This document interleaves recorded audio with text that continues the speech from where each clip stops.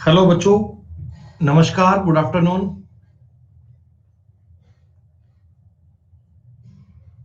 नमस्कार बच्चों, good afternoon, welcome.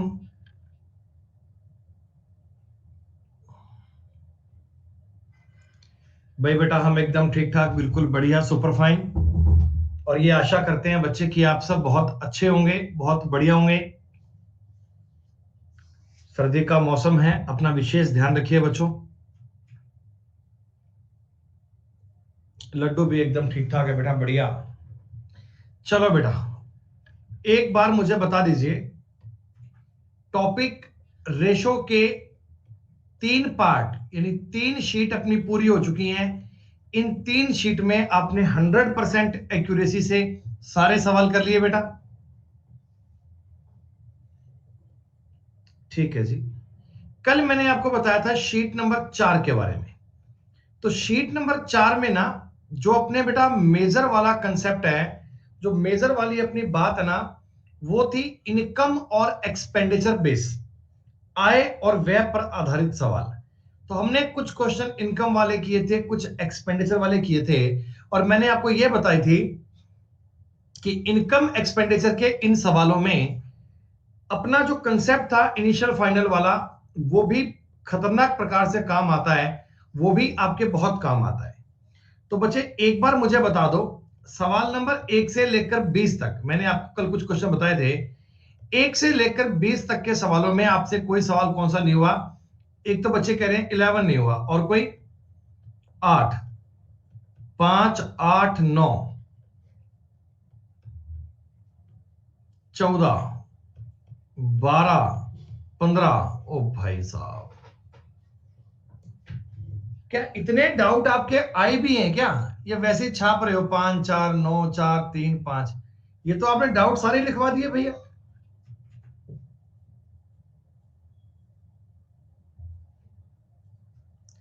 Genuine जो मैं बात समझ पा रहा हूं ना, बच्चे कह रहे हैं भी 11 नंबर सवाल नहीं हुआ, बाकी तो क्वेश्चन हो रहे हैं।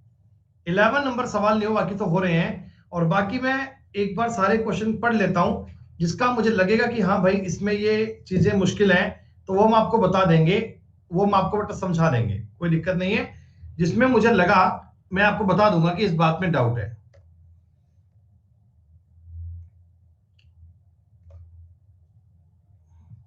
ये 4 नंबर सवाल जिसने पूछा है, ये शीट नंबर 1 में भी सवाल था। शीट नंबर 1 में भी सवाल था ये। अगर आपने किसी बच्चे ने किया हो, सी और ए की मासिक आय 12,000 रुपए ज्यादा है। बच्चों ये बता दो, 12,000 जो है ये 3 की वैल्यू है, और 3 से गुणा करोगे तो बी की मंथली इनकम आ जाएगी। पर आपको साल की इनकम चाहिए, तो ये काम करना था। बताओ, 12 से डिवाइड नहीं, 12 से मल्टीप्लाई करना है। 12 से मल्टीप्लाई करना है, खत्म बात। 5वां सवाल बेहद आसान था। 6ठा सवाल मैंने क्लास में बताया था आपको। 7वां क्वेश्चन मैंने करके बताया था अच्छे से आपको डिटेल में। 8वां सवाल भी आपने कर लिया होगा, ये कोई डाउट का सवाल नहीं है बच्चों। रेशो का देखो सवाल है, आपको ये कहा गया कि ए को मिलने वाले 1 रुपए के बदले बी को 90 पैसे मिलते हैं। देखो, ए को अगर 100 पैसे मिलते हैं तो बी को 90 पैसे मिलते हैं, यानी अनुपात इनका 10:9 है। बी को मिलने वाले 1 रुपए के बदले सी को 110 पैसे, बी को अगर 100 पैसे, सी को 110 पैसे, क्या अनुपात 10:11 आएगा? बेटा ये बात आप जानते हैं, इन तीनों को मैं कंबाइंड कर सकता हूं। तो कंबाइंड करने के लिए क्या 100, 90 और 99 बताओगे? और जैसे इनका अनुपात मर्ज हो गया, आगे तो सवाल इजी बन गया, आगे सवाल में कोई दिक्कत नहीं है। आगे तो वैल्यू सिस्टम है, ये टोटल पैसा जो है, टोटल की वैल्यू है, बटावे करके आप चेक कर सकते हैं बिना कोई दिक्कत के। 9 नंबर क्वेश्चन भी बहुत इजी है। 10 नंबर सवाल भी आप लोगों ने किया।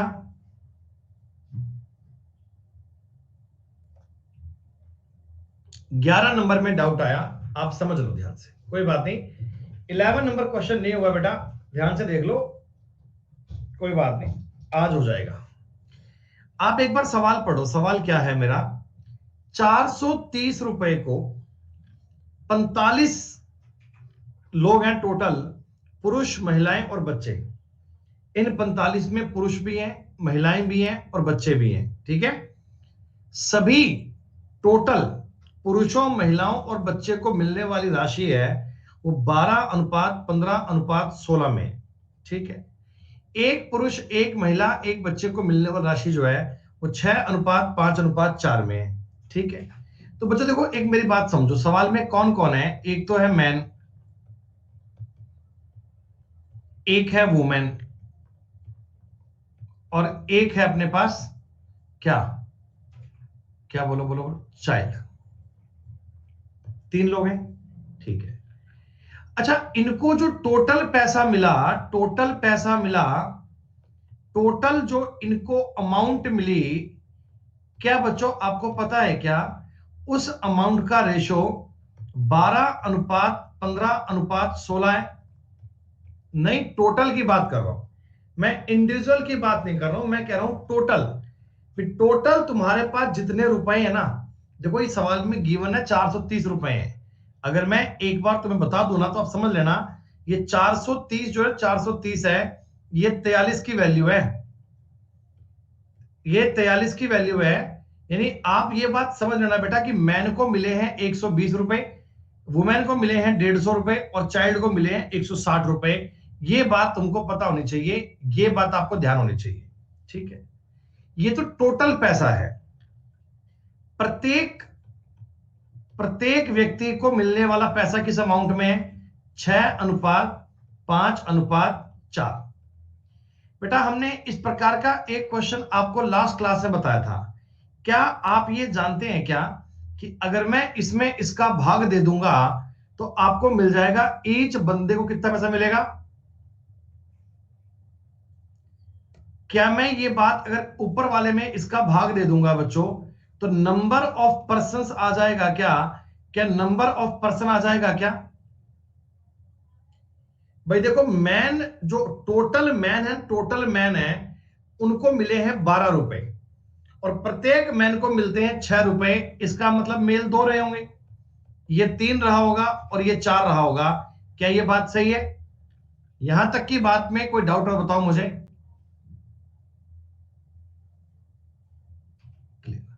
अच्छा बच्चे एक बात बताओ मुझे, ये 2 3 4 किस चीज का अनुपात आया है? क्या ये नंबर ऑफ पर्सन का अनुपात आया है क्या? क्या ये नंबर ऑफ पर्सन का अनुपात आया है क्या?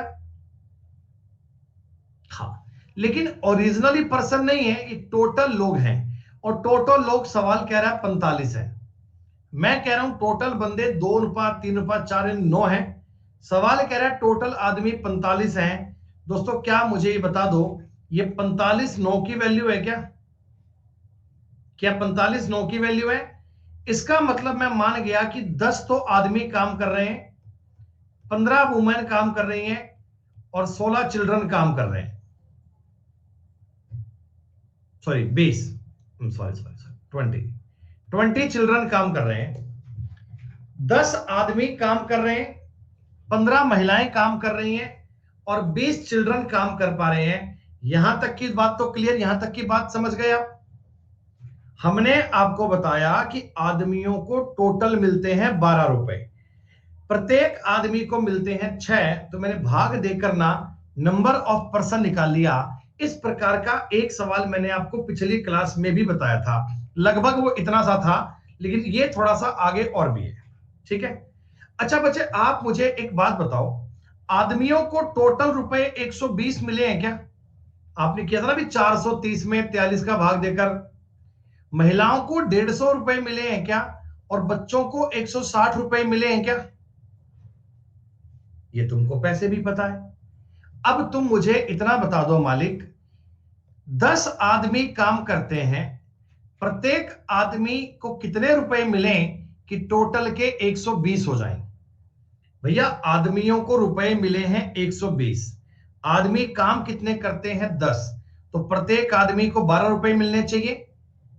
हाँ, प्रत्येक महिला को क्या बताओ 10 रुपए मिलने चाहिए, प्रत्येक महिला को 10 रुपए मिलने चाहिए, और प्रत्येक बच्चे को 8 रुपए मिलने चाहिए। आपके सवाल का उत्तर आ चुका है, आपके सवाल का आंसर आ चुका है। ये एक्चुअली क्या था, आपको सिर्फ और सिर्फ इस बात को समझना था कि नंबर ऑफ पर्सन जो तुम ज्ञात कर रहे हो ना, वो 2:3:4 आया। वो 2-3-4 नहीं है, लोग 2-3-4 नहीं है, वो रेशो है, रेशो। वो रेशो है बेटा। और आपको सवाल में दिया टोटल लोग 45 है। तो बेटा ये जो 45 है, 9 की वैल्यू आ गई, तो 1 की वैल्यू आ गई 5। तो 5 दूनी 10, 5 तिया 15 और 5 चौका 20। नहीं, लेंदी कहां है भैया, एक लाइन में सवाल पूरा हो रहा है यार। टफ थोड़ी है ना, तो इतनी बड़ी कैलकुलेशन है। और वैसे भी आप मुझे एक बात बता दो, पेपर में अगर इस सवाल को करते, एग्जाम में अगर इस सवाल को करते, तो आप जरा मुझे देख के बता दो, थोड़ी सी हेल्प आपकी ऑप्शन कर देते क्या? जब मैं कहता हूं प्रत्येक बच्चे, महिला और पुरुष को मिलने वाली राशि जो है वो 6:5:4 है। तो 6:5:4 देखो इसमें बन रहा है क्या? 6:5:4 बन रहा है, 6:5:4 बन रहा है, इसमें नहीं बन रहा और इसमें नहीं बन रहा। उत्तर ए या बी में से आना चाहिए। आप चेक भी कर सकते हो, तो थोड़ा सा आपके काम में ऑप्शन भी आता है। उज्जवल ये 45 लोग टोटल है, मेल नहीं है, ये 45 लोग टोटल हैं। ऊपर देखो, distributed among 45 people consisting of man, women and children. तो 45 लोग टोटल है। क्या आ गई बात समझ में? चलिए आगे देखता हूं मैं। 12 नंबर सवाल मैंने करके बताया था क्लास में आपको, 13 नंबर सवाल भी मैंने करके बताया था आपको बेटा, 14 नंबर सवाल भी आपने कर लिया होगा। ये तो सिर्फ डेटा का सवाल है बेटा, ये एक्चुअली नंबर सिस्टम का सवाल है, ये रेशो का सवाल ही नहीं है। ये तो बड़ा सिंपल सवाल है। ए और बी के पास में 158 रुपए है, 158 रुपए, ठीक है। जितनी राशि ए और बी के पास है उससे 101 रुपए कम सी के पास है। तो सी के पास क्या 57 रुपए है क्या? सी के पास क्या 57 रुपए है क्या? हाँ। और बी के पास सी से 23 रुपए ज्यादा है। तो बेटा बी के पास 80 रुपए होंगे क्या? 80 रुपए। तो अगर बी के पास 80 रुपए है तो ए के पास 78 रुपए है। बताओ, अब ना तो इसका कोई फॉर्मूला है ना कोई तरीका है, ये तो केवल लैंग्वेज पर बेस्ड क्वेश्चन था कि आप दी गई भाषा को पढ़ते और भाषा को आप एडजस्ट करते। बताओ, 15 नंबर सवाल देख लो भैया। टोटल तुम्हारे पास पैसा कितना है? तुमने कहा जी टोटल पैसा है वो LMN में डिवाइड करना है, वो 340.60 रुपया है। ठीक है, कोई बात नहीं। एल को एन से 5.72 रुपए ज्यादा मिलते हैं। बेटा एल को पता है कितने पैसे मिलते हैं? एल को पैसे मिलते हैं एन प्लस 5.72। देख के बताओ, इतनी बात सही? इतनी बात सही है क्या? अरे 68 कर लो, कोई बात नहीं, क्या हो गया तो, ठीक है। और एम को एल से 2.24 एक्स्ट्रा मिलता है, एम का मतलब आ गया एल प्लस 2.24। खत्म बात, इतनी बात इजी। अब मैं क्या करता हूं, इस बात को, इस पॉइंट को आगे समझता हूं। अब मैं इस बात को आगे ट्राई करता हूं। मुझे एन पूछा गया, क्या मैं इन तीनों को एन की टर्म में लिख लूं? देखो मैं एक बार एम का मान ये लिख रहा हूं, एन प्लस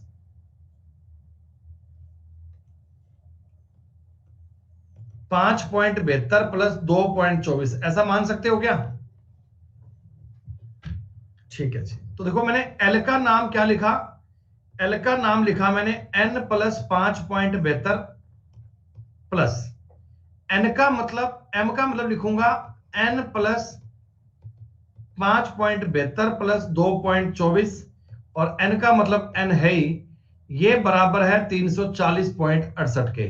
बेटा अब इस सवाल में कुछ भी नहीं है, ये संख्याएं जोड़कर इधर ले जाओ। देखो इधर तो बनेगा 3n और इधर ये संख्याएं घट जाएंगी, सवाल आपका सॉल्व हो जाएगा, एन का मान आ जाएगा। कैलकुलेशन का सवाल है और कुछ भी नहीं है, ना कोई कंसेप्ट ना कोई बात। 109 आंसर आएगा ना? ठीक है, 109 कर लीजिएगा बेटा। सवाल नंबर 16 कर लिया आपने?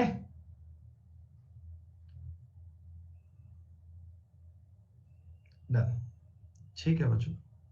सवाल नंबर 17, 17 नंबर क्वेश्चन से अपना नया तरीका शुरू हो गया था। 17 नंबर सवाल से अपना नया कंसेप्ट शुरू हो गया था। मैंने आपको बताया था कि देखो बेटा क्या होता है ना, सबसे बड़ी बात आपको समझनी है, आपकी बुद्धि में एक बात फिट आ जानी चाहिए कि इनकम बराबर एक्सपेंडिचर प्लस सेविंग होता है ना। अब मैं इनकम में से अगर एक्सपेंडिचर घटाऊंगा तो सेविंग आ जाएगी, या इनकम में से सेविंग घटाऊंगा तो खर्चा आ जाएगा, एक ही बात है। तो हम अपने सवाल को इस प्रकार करते हैं कि दो आदमियों की इनकम 5:3 में है। यह मान लीजिए इनिशियल रेशो है। आपने आपने जो सेविंग करी, मतलब मैंने इसमें से घटा दिया 1300 और 900 घटा दिया। आप मेरी बात समझो, मैं आपकी इनकम में से 1300 रुपए और 900 रुपए घटा रहा हूं, तो क्या बचेगा? ये बचेगा आपका एक्सपेंडिचर। तो यानी फॉर्मेट वही है, चीज वही है, लैंग्वेज बदली है। ये सवाल आपका बन गया पहले वाला। 25-27 का मतलब 2 हो गया, 8100 और 6500 का मतलब 1600 हो गया। दोस्तों एक की वैल्यू 800 आ गई। 800 पांजा ये तो बन गया 4000, 800 तिया बन गया 2400। दोस्तों एक बात आप हमेशा सेम रखिएगा कि आपको मल्टीप्लाई हमेशा इनिशियल से करना है। आपको मल्टीप्लाई हमेशा इनिशियल से करना है। ये बात मैं आपको पहले से बताता आया हूं, आपको मल्टीप्लाई हमेशा इनिशियल से करना है। ये बात आपको समझ में आई सब बच्चों को? इस प्रकार के सवाल आप सबने कर लिए होंगे बेटा।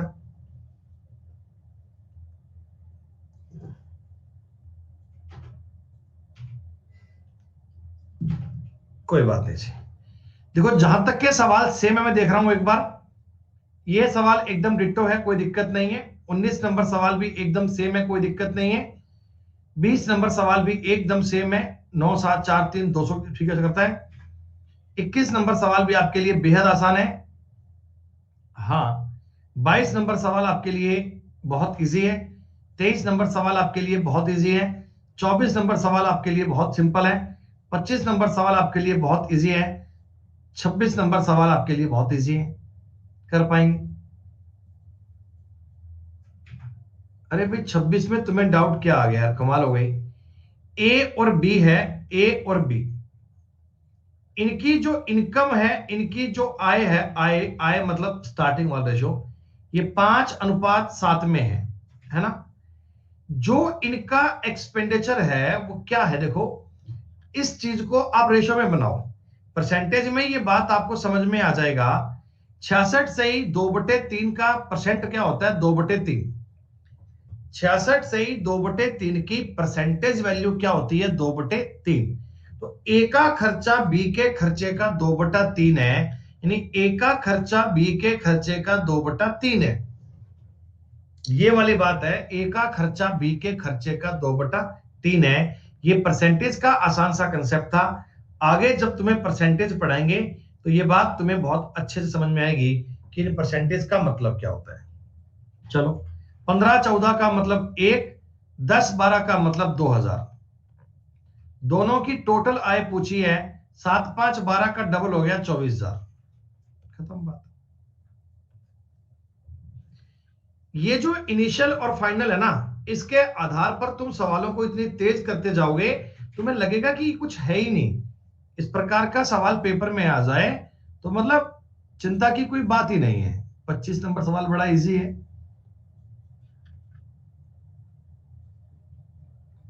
आसान आसान आसान। 29 भी आपने कर लिया होगा ना बेटा, 29 भी आपने कर लिया होगा। एलिगेशन इसमें कहां आ गया, काहे किसी अजीब अजीब बातें करते हो यार। एलिगेशन इसमें कहां आ गया? 2:1 और 5:3। बचत है ना, बचत ये 4:1 की है। तो टोटल बचत दी है 5,000 रुपए की। 5,000 में से 4,000 और 1,000 कर लोगे क्या? टोटल आपकी सेविंग है वो 5,000 रुपए की है, तो 4K और 1K आएगा, खत्म बात।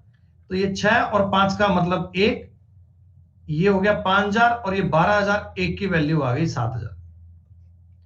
तो पूछा था टोटल इनकम, टोटल इसकी आएगी 14,000, इसकी आएगी 7,000। ये तरीका कैसे बना है, ये बात तुमको समझ में आ रही है? मतलब ये तरीका मैं कैसे कर रहा हूं, ये तरीका कैसे निकल कर आया, ये बात पल्ले पड़ी किसी बच्चे के?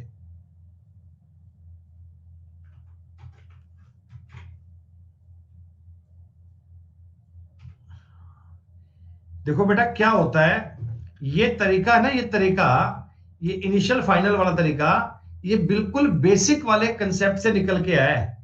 ये बिल्कुल बेसिक वाले कंसेप्ट से निकल के आया है। अगर मैं तुमको इस बातों का मतलब नियम बताऊं ना कि मैं क्या कर रहा हूं, वो चीज तुम समझ लेना। देखो आप मुझे एक बात बताओ, स्टार्टिंग में जो इनकी इनकम थी, क्या वो 2x और x मान सकता हूं क्या स्टार्टिंग में इनकम? ठीक है, ये इनकम है, इसमें से मैंने घटाया 4000, मतलब इसकी सेविंग घटाई, इसमें से घटाया 1000, इसकी सेविंग घटाई, तो क्या ये इनके खर्चे का अनुपात आ गया क्या बेटा? बताओ एक बार, ये इनके खर्चे का अनुपात आ गया? आपने कहा जी हाँ आ गया। एक बार के लिए मैं इसके आगे y कर लेता हूं ताकि आपको समझने में दिक्कत, चलो मत करो, एक बार ऐसे लिख लो एक बार, ठीक है। अब तुम करो क्रॉस मल्टीप्लाई, क्रॉस मल्टीप्लाई करोगे तो क्या करना पड़ेगा तुमको? 3 गुणा 2x माइनस 3 गुणा 4000 बराबर 5 गुणा x माइनस 5 गुणा 1000, ये करना पड़ेगा। बोलो बेटा, अरे बोलो, यही करना पड़ेगा ना। अच्छा तुम x वाले एक तरफ ले जाओ, संख्याओं वाले एक तरफ ले आओ। अगर मैं इस x को यहां ले आऊंगा तो 3 गुणा 2x माइनस 5 गुणा x करना पड़ेगा, बराबर 5 गुणा 1000 प्लस 3 गुणा 4000 करना पड़ेगा। यही काम करना पड़ेगा, यही काम करना पड़ेगा। अच्छा अब एक बात बताओ, मैं इस चीज को देखो सीधा ही कह रहा हूं तुमको, मैंने कहा कि 3 गुणा 2 कर लेना, 5 गुणा 1 कर लेना, उनका अंतर ले लेना, यही तो काम कर रहा हूं। देखो 3 का 2 से गुणा कर रहा हूं, 5 का 1 से गुणा कर रहा हूं, इनका अंतर ले रहा हूं। जो चीज अपने वैसे नियम से आती है, माइनस आती है, यही तो काम यहां कर रहा हूं ना। 3 दूनी 6, 5 एकम 5। देखो आगे क्या है, आगे 5 का गुणा हो रहा है 1000 से, ये रहा 5 का गुणा 1000 से, 3 का गुणा 4000 से, इनका गुणा ये रो। तो मैंने ये सब इतना काम लिखने की बजाय, इतना सब नोट करने की बजाय तुमको डायरेक्टली कह दिया कि 3 दूनी 6, 5 एकम 5 कर लेना, ये 5000, ये 12000, उत्तर आपका आ गया 7000 सीधा। आ गई बात समझ में? जो तुमको मैंने एक नंबर तरीका बताया था ना, बिल्कुल बेसिक कंसेप्ट, बेटा ये बेसिक कंसेप्ट की उपज है, ये बेसिक कंसेप्ट को ही है।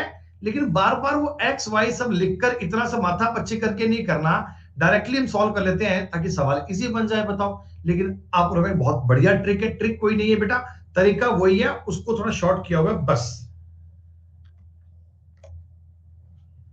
श्रुति गुप्ता, बेटा इससे ज्यादा नेक काम क्या हो सकता है बताओ? है हमारा कोड है सुमित गोयल सर, किसी भी एग्जाम के लिए अप्लाई करवा दो बेटा। धन्यवाद तुम्हारा बहुत बहुत। SUMITGOYALSIR,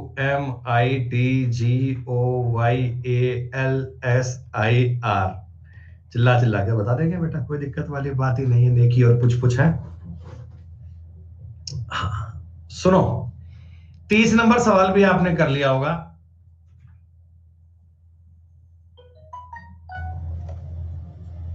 31 नंबर सवाल भी आपने कर लिया होगा,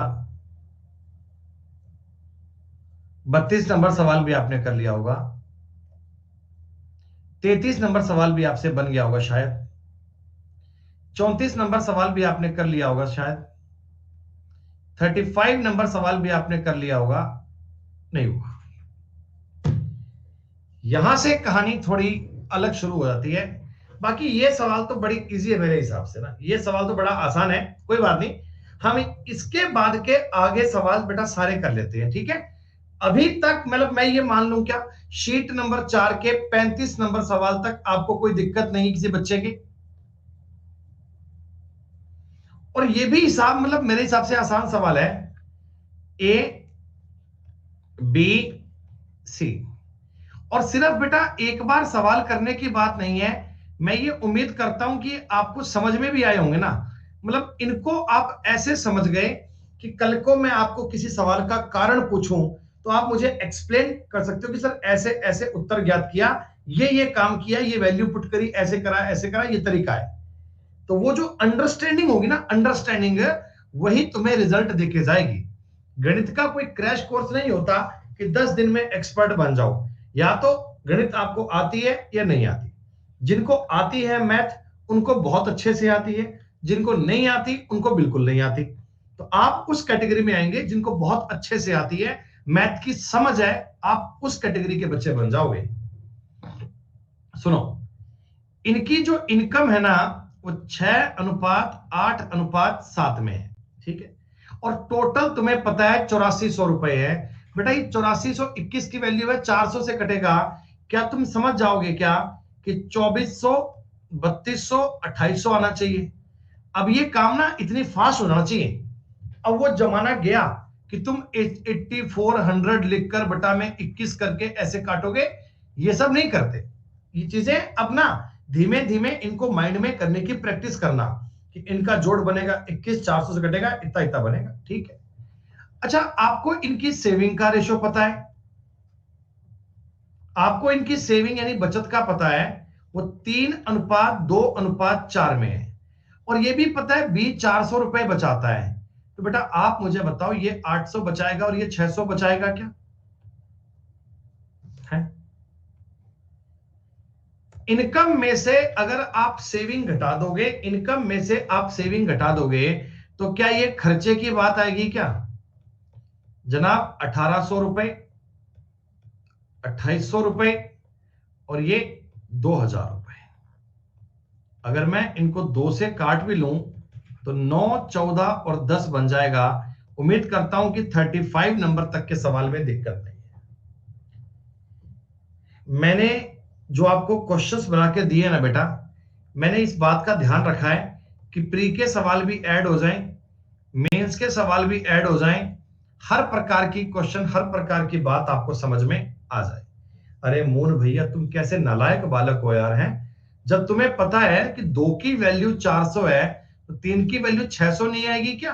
क्या तुम्हें मैं ऐसे लिख कर दूं? 400 बटे 2 गुना 3 करना पड़ता है, ये 200 से कट जाता है, फिर 2 तिया 600 करना पड़ता है, ऐसे करना गई।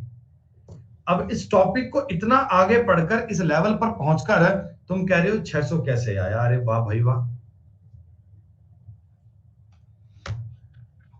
हाँ भाई बच्चों, इस सवाल को एक बार तुम भूल जाओ। तुम मुझे वैसे एक नॉर्मली एक बात बताओ, एक छोटी सी मुझे एक बात बताओ भाई, अगर तुमको मैं कहता हूं, अगर मैं तुमको एक बात कहता हूं कि एक आदमी अपनी बचत का, अपनी सेविंग का 15% खर्चा करता, सॉरी 15% सेविंग करता है, 15% सेविंग करता है, तो इसका मतलब क्या है? बताओ बताओ। एक आदमी अगर अपनी सेविंग का 15% सेविंग करता है तो 85% खर्चा कर रहा होगा, सीधी सी बात है। मैंने आपको पहले भी समझाया था ये कंसेप्ट। ये बात आपको पता होनी चाहिए कि इनकम बराबर होती है एक्सपेंडिचर प्लस सेविंग। तो अगर मैं कहता हूं कि आपका सेविंग 15% है तो आपको पता है खर्चा 85 होगा, टोटल रुपया 100% लाया होगा कमा के। या मैं आपको यह बोल दूं कि एक आदमी का एक्सपेंडिचर 70% है, 70% उसका खर्चा है, तो क्या आप मान लोगे क्या वो 30% की सेविंग करता है? ये बात तुमको पता है? अच्छा, तुमको एक और जानकारी है, आपको एक और जानकारी है।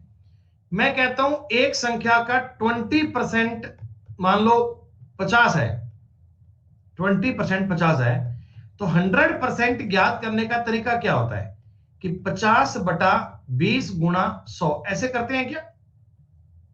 अरे उत्तर नहीं चाहिए, उत्तर नहीं चाहिए भाई, मैं तुमसे लिखने का तरीका पूछ रहा हूं। भाई ऐसे तो करते होंगे, 20% का मतलब ये है, तो 1% का मतलब हो गया 50/20 और 100% ये हो गया। जैसे आप मुझे एक छोटी सी बात और बताओ, तुमको मैं कहता हूं कि एक संख्या का 15% मान लो x है, कुछ भी है, या संख्या मान लो कोई 100 मान लो, ठीक है। तो आप मुझे बताओ 1% आएगा 100/15 और 100% आएगा 100/15 गुणा 100। कुछ ऐसे तो ज्ञात करते हैं। ये बड़ा आसान तरीका है, यानी 100% तक जाना आपके लिए इजी होता है, कोई बड़ी बात नहीं होती, सिंपल डिवाइड कर सकते हैं। ओके, कोई बात नहीं। आप ना एक बार मेरी बातों को समझते रहना बहुत दिमाग से, ठंडे दिमाग से। जैसे जैसे मैं तुमको बताऊं वैसे वैसे मेरी बात को समझ लेना, ठीक है? जल्दबाजी मत करना, गलती कर जाओगे। बेटा ये जो मुझे अनुपात दिया है, ये जो मुझे अनुपात दिया है सवाल में, किस चीज का अनुपात दिया है? खर्चे का। क्या ये इनका मुझे खर्चा बताया है क्या कि ए का खर्चा 16 रुपए है, बी का खर्चा 12 रुपए है और सी का खर्चा 9 रुपए है? आपने कहा वे क्रमशः 20%, 25% और 40% की सेविंग करते हैं। बच्चों पहली बात करता हूं ए पर। ए बताओ कितने परसेंट की सेविंग करता है? आप मुझे बताओ ए कितने परसेंट की सेविंग करता है? 20% की। तो 20% की अगर सेविंग करता है तो खर्चा क्या 80% करता होगा क्या? क्या ये खर्चा 80% करता होगा क्या? यानी बच्चों आपको एक बात समझ में आ रही है, ये 16 जो है ना, 16 ये 80% के बराबर है।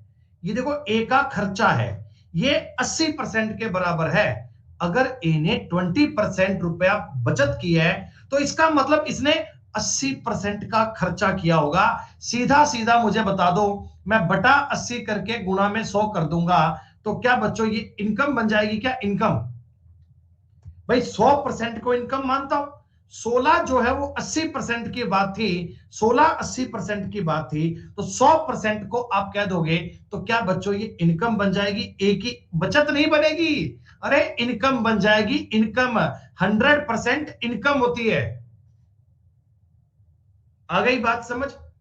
एक लाइन में सवाल बन जाएगा, एक लाइन में तुम्हारा सवाल बन जाएगा। बच्चों ध्यान से देख लेना।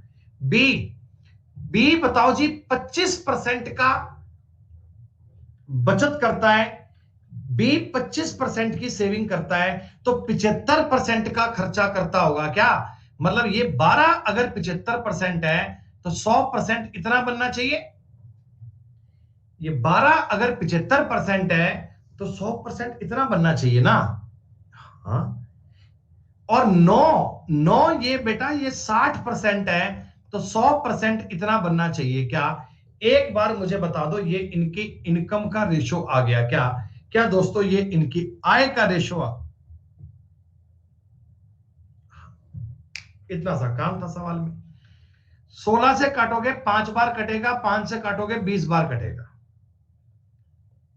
25 चौका 75, 4 तिया 25 तिया 75, 3 चौक 12, 3 तिया 9, 3 दूनी 6, 3 5 15। क्या मुझे बता दीजिए 20:16:15 बन जाएगा क्या? एक झटके में इतना काम कर पाओगे क्या? ये क्या है? ये इनकम है, इनकम। इनकम का रेशो आ गया तो टोटल इनकम तो आपको पता ही है, टोटल इनकम 1530 है। क्या दोस्तों ये 1530 51 की वैल्यू है? बिल्कुल। बी की इनकम कितनी होगी? बी की इनकम 16 आएगी जनाब। ये सीधी सी बात है, 30 480 रुपए को लॉक कर दीजिए। मतलब सीधी सी बात है जी, मैंने एक कंसेप्ट इस सवाल में इस्तेमाल किया है कि अगर एक बंदे ने 25% की सेविंग की है ना, तो 75% का खर्चा किया होगा, और खर्चा मुझे पता लग गया तो मैंने इनकम निकाल ली। इनकम आ गई तो मेरा सवाल सॉल्व हो गया। देख के बताओ जी समझ में आया? इस प्रकार के सवाल आगे खूब आएंगे। इस प्रकार के सवाल बेटा प्री में भी आते हैं, मेंस में भी आते हैं। सवाल बहुत इजी है। आपको पूरी मैथ्स इतनी आसान लगेगी, ये पूरी गणित इतनी आसान लगेगी, मेरा वादा है दोस्तों आपसे कि अर्थमेटिक जितनी आपको अप्रैल तक पढ़ा दी जाएगी ना, उसमें आप किसी को चैलेंज कर सकते हो कि भाई सवाल दे के देख। कोई आदमी बोले आपको कि भाई तू गणित कर पाएगा क्या, तो आप उसको बोलना तो सवाल दे के तो देख। इस बात की भी संभावनाएं हो सकती हैं मैं सवाल दे के उत्तर बोल दूं, लेकिन जब सॉल्व करने का टाइम मिलेगा तो पक्का करके आओगे। भाई साहब क्या बात करते हो? देखो जी, मैं एक बार इस सवाल को थोड़ा जल्दी करने की कोशिश करता हूं। आप कोई भी बालक एक बार मुझे उत्तर ना बताइएगा, आप सिर्फ एक बार मेरी बात को समझते रहना। मैं आपको तीनों की अलग अलग मजदूरी ज्ञात करना बताऊंगा आराम से, ठीक है बेटा। ए बी सी तीन लोग हैं, इनका ये जो रेशो दिया है 7, 6, 9, क्या दोस्तों इनकी सेविंग का रेशो है क्या? क्या ये इनकी बचत का अनुपात है क्या? बचत, एक्सपेंडिचर और बचत में रिलेशन आपको पता है। सुनो मेरी बात ध्यान से, ए ने 80% खर्च किया, ए ने 80% का खर्चा किया, मतलब 20% की सेविंग करी होगी क्या? क्या दोस्तों मतलब 20% की सेविंग करी होगी क्या? हां। क्या मैं ये मान लूं क्या कि 7 अगर 20% है तो 100% ये रहा होगा? भाई मुझे अगर सेविंग दी गई थी तो मैं सेविंग का रेशो मान लूंगा। 7 अगर 20% है तो 100% क्या बनेगा? ये इनकम का रेशो बन जाएगा बेटा। आप एक लाइन में इनकम का रेशो जनरेट कर पाओगे। आप मुझे बताओ, ये 6 15% के बराबर है तो 100% ये रहा होगा? अरे ये सवाल आप भी मेरे साथ साथ समझ पा रहे हो ना? ये 9 अगर 25% है तो 100% ये रहा होगा बच्चों, बोलो। कोई प्रकार की दिक्कत नहीं है सर, हम इस बात को समझ पा रहे हैं, बच्चे कह रहे हैं 20 5 100, 7 5 35 तो इस बिंदु पर आना चाहिए। 600 से काटूंगा, 4 40 बार कटेगा, 40 आएगा बेटा यहां पर। 25 चौका 100, 9 चौका 36 आएगा बेटा यहां पर। ये जो इनकम आया है, ये जो रेशो आया है, क्या इनकी इनकम का आया है क्या? टोटल इनकम तुम्हें पता है 333 है। किसकी वैल्यू है ये? एक 111 की वैल्यू है।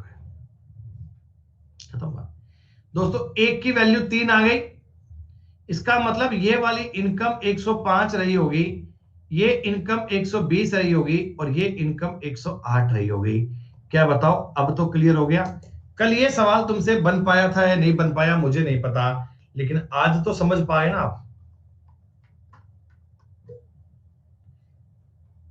कल तो कोई बात नहीं, नहीं हुआ था, आज तो समझ गए। हमने ये बता दिया कि अगर तुम्हें इनकम इनकम मिल जाए, एक्सपेंडिचर मिल जाए, सेविंग मिल जाए ना, तीनों में आपस में केमिस्ट्री बनाना सीखो, तीनों बातों को आपस में लिंक करना समझो।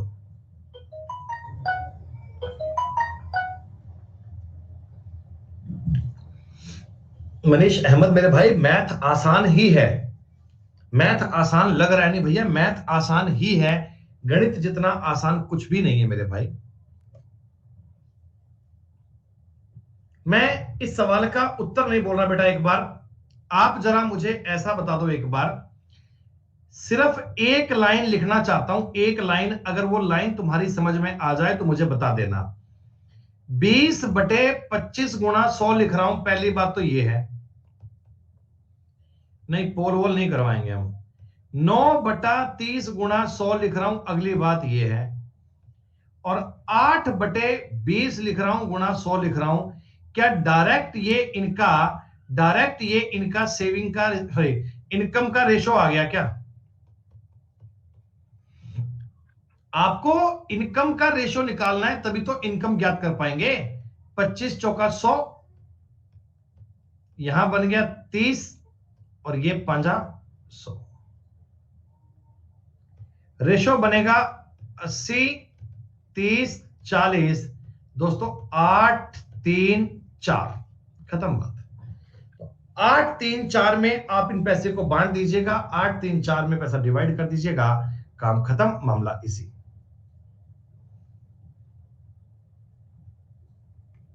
ठीक है जी, जो भी आपका आंसर आया एक्सेप्ट कर लिया आपने। अब ये सवाल छोड़ दो, ये मानते हुए कि आप कर लोगे भाई एकदम। बेटा देखो, सेम प्रकार का सवाल है, सेम प्रकार का है ना, इसे खुद से कर लेना। अब ये ना हो कि अगली क्लास में आप 39 सर डाउट है करवाओ करवाओ सर, 39 नहीं हुआ, बाकी सारे हो गए सर, 39 नहीं हुआ। अगर ये आप 39 नहीं कर पा रहे ना, तो इसका मतलब आपने 37 38 36 जो किए हैं ना, वो सब आपने नहीं किए, फर्जी बड़ा है आपका।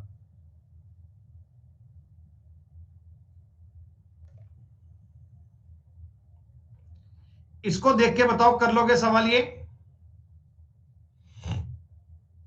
बिल्कुल सेम है, मतलब ये सारे पेपर के आए हुए क्वेश्चन है साहब, ये सारे प्रीवियस ईयर के आए हुए क्वेश्चन है, पर मैंने इसमें एफर्ट्स ये किए हैं कि एक कैटेगरी के क्वेश्चन, एक टाइप के सवाल एक साथ कर दिए, ताकि 5 सवाल एक साथ हैं, मैंने उनमें से 3 करवा दिए, तो 2 आप खुद भी करने की क्षमता बनाओ, क्योंकि सेम क्वेश्चन है बेटा, टाइम टेकिंग सवाल नहीं है।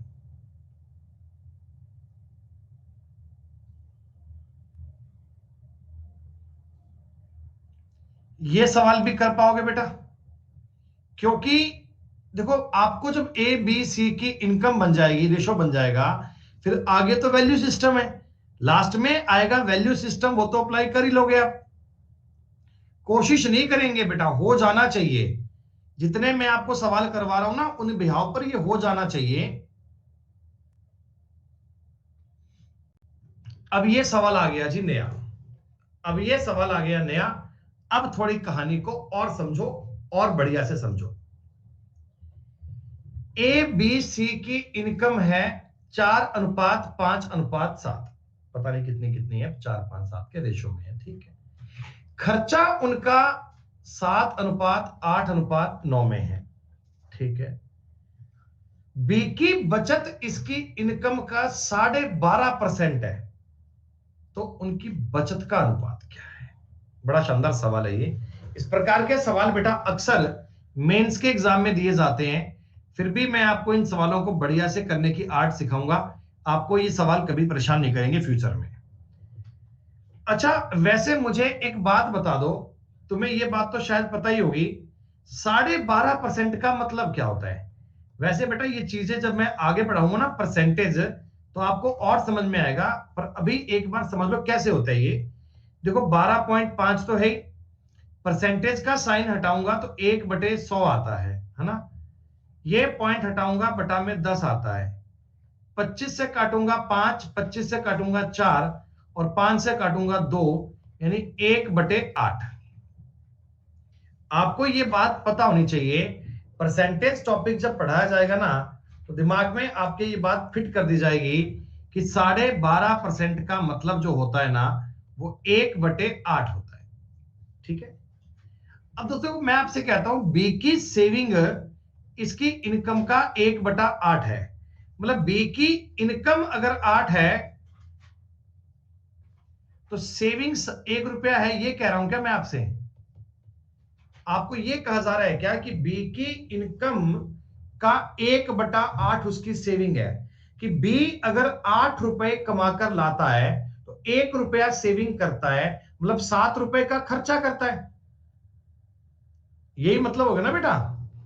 हाँ। अब देखो साहब, देखो मालिक, एक बात समझो, इनकम जो है ना, इनकम, इसको मैं 4x, 5x और 7x मान लेता हूं, क्योंकि एक रेशो मुझे खर्चे का भी तो दिया गया है, एक रेशो मुझे खर्चे का दिया हुआ है, इसको मैं 7y, 8y और 9y मान लेता हूं, है ना। ये दोनों दिए हैं इनकम और एक्सपेंडिचर है। अब मुझे ये तो पता नहीं है ना कि मैं 4 का गुणा किससे करूं ताकि मेरे को इनकम का रेशो मिल जाए, और एक्सपेंडिचर क्या है ये भी नहीं पता, तो कैसे इनका सेविंग का अनुपात निकालें? बच्चों मेरे को सवाल में बी की बात दी गई है, आप मुझे बताओ, बी ने अगर 8 रुपए कमाए थे, तो 7 रुपए का खर्चा किया था, तो पता है? मैं देखो एक बार सवाल में केवल बी को टारगेट कर रहा हूं, केवल बी को। आप मुझे बता दो एक बार, आप मुझे इतना समझाओ बेटा एक बार, बी की इनकम मुझे पता है 5x है, बी का खर्चा मुझे पता है 8y है। देखो मैंने बी की इनकम उठाई, बी का खर्चा उठाया, इनका जो रेशो है ये 8:7 बनना चाहिए क्या? बी की इनकम का और बी के एक्सपेंडिचर का रेशो 8:7 बनना चाहिए क्या? हाँ दोस्तों, इधर से आपका एक्स और वाई का अनुपात आ गया, एक्स और वाई का अनुपात आ गया 64/35। 8 8 64, 7 5 35। मतलब दोस्तों x का मान तो आ गया 64 और y का मान आ गया 35। तुम्हारे पास x भी आ गया, y भी आ गया, अपना काम खत्म हो गया जी। आप पुट कर लो। 64 गुना 4 होते हैं 256। 64 गुना 4 होते हैं 256। 35 गुना 7 होते हैं 245। आपको केवल ए से आइडिया मिल गया, ए का मान तो 11 आएगा और 11 वाला बेटा एक ही ऑप्शन है, 11 वाला एक ही ऑप्शन है। आप आगे भी कर लो, कोई दिक्कत नहीं है। 64 पांजा 320, 35 70 280 घटाऊंगा तो 40 आएगा। बेटा अगर तुम इनकम में से खर्चा घटाओगे सेविंग आएगी ना बेटा। इनकम में से अगर खर्चा घटाओगे तो सेविंग आ जाएगी। ये सेविंग का डायरेक्ट अनुपात आ रहा है। 7x 64 गुना 7, 7 चौका 28, 2 448। 35 नीमा करूंगा 350 315, ये घटाओ बेटा 133 आ गया जी। हालांकि पूरा करने की रिक्वायरमेंट नहीं थी, केवल एक को देखकर मैंने सवाल बता दिया था। लेकिन अब ये सवाल देखो बहुत आसान तरीके में हो गया। अरे 64 बटा 35 क्या क्रॉस मल्टीप्लाई नहीं कर पाओगे? 8 का इधर गुणा और 5 का इधर गुणा नहीं कर पाओगे क्या? दिनेश कुमार जी, क्लास को बेटा स्टार्टिंग से पढ़ना। आज मेरी रेशियो एंड प्रपोर्शन की 7वीं क्लास है। पहले छह क्लास पहले हम पढ़ चुके हैं बेटा। ये क्वेश्चन एक्स वाई के बिना इतना लेंदी हो जाएगा कि आप कम टाइम में नहीं कर पाओगे। सबसे कम टाइम करने वाला, सबसे कम टाइम में सॉल्व करने वाला यही तरीका सुपर बेस्ट है, जिससे आप ये सवाल कुछ सेकंडों में कर सकते हो। सबसे एनालाइज्ड मेथड ये है बेटा। हमसे सवाल में रेशो ही पूछा गया। नहीं नहीं, मैं इस सवाल में अगर आप कहो कि आप ये कहो कि भाई साहब टोटल इनकम चाहिए, तो टोटल इनकम में ज्ञात नहीं कर सकता ना। देखो आप सवाल को पढ़ो, आपको सवाल में एक भी वैल्यू एग्जैक्ट दी है क्या? कुछ बताया है क्या? ए इतने रुपए खर्च करता है, या ए इतने रुपए कमाता है, या ए इतने रुपए बचत करता है? बी का कुछ भी डेटा दिया है? पूरा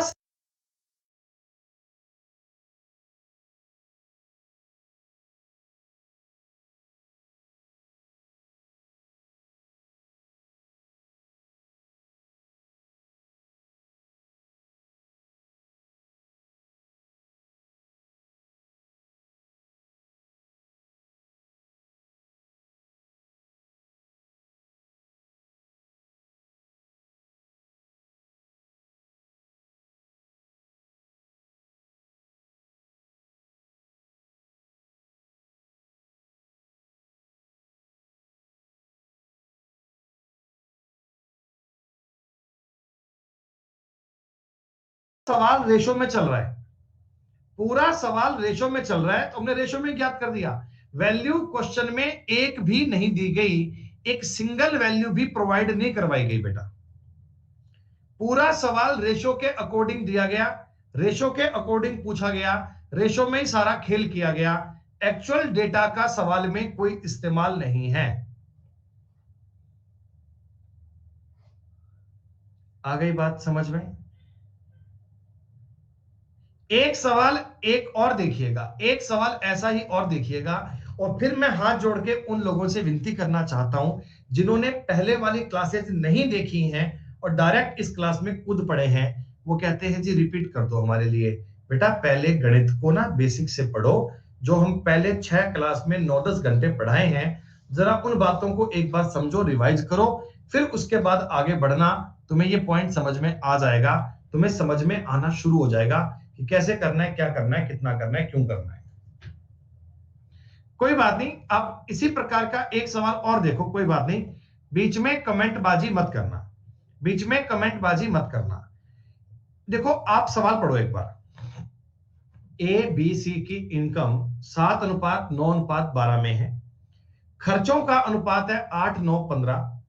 ए अपनी इनकम का 1/4 हिस्सा सेव करता है, तो बचत का अनुपात ज्ञात कीजिए। क्या बच्चों इतना मुझे बता दो, पूरे क्वेश्चन में आपको एक भी वैल्यू दी गई क्या? कोई ए की इनकम, बी की, सी की, कुछ सेविंग को खर्चा दिया गया? पूरा क्वेश्चन डेटा इसी प्रकार का है, रेशो वाला बेटा।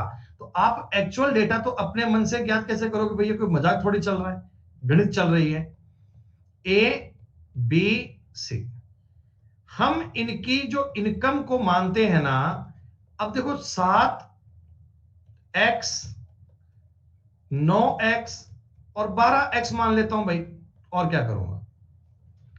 खर्चा जो इनका है, एक्सपेंडिचर जो इनका बेटा है, वो 8y 9y और 15y मान लेता हूं। कई नालायक ऐसे होते हैं जो कहते हैं गुरुजी एक्स वाई मत लिखो, मैं 7 में से 8 घटाऊंगा, तो ये संभव नहीं है। अरे भैया, इसकी इनकम 7 नहीं है, 7 का कोई मल्टीपल है, कुछ आगे संख्या गुणा में और है। इसकी इनकम 8 नहीं है, कुछ 8 के आगे गुणा में और भी है। तो गुणा में क्या है मुझे वो पता नहीं है, इसलिए मैंने क्या करा, ये एक्स और वाई मान लिए ताकि इस बात को समझ जाए। ठीक है, अब सुनो बेटा, इनकम में से खर्चा घटाऊंगा तो आपकी सेविंग आ जाएगी। सेविंग ज्ञात करने के लिए मैं एक तरीका लगाता हूं, क्या, सुनना। ए अपनी इनकम का 1/4 सेव करता है। बच्चों, ए अगर 4 रुपए कमा कर लाता है ना, तो 1 रुपए की सेविंग करता है। इसका मतलब 3 रुपए का खर्चा करता होगा क्या है। अगर ए 4 रुपए कमा कर लाया, 1 रुपए का खर्च, 1 रुपए की सेविंग कर रहा है, तो 3 रुपए का खर्चा कर रहा होगा। क्या मैं एक ही इनकम और एक के खर्चे को 4/3 कह सकता हूं क्या, कि ए ने अगर 4 रुपए कमाए थे, ए ने अगर 4 रुपए कमाए थे, तो ए ने 3 रुपए का खर्चा किया है। इनकम और एक्सपेंडिचर का 4:3 का अनुपात है दोस्तों, है ना। इससे तुम्हारा x अनुपात y आ जाएगा क्या दोस्तों, इससे तुम्हारा x अनुपात y मुझे बता दो, x/y कितना आ जाएगा, ऊपर लिख देता हूं,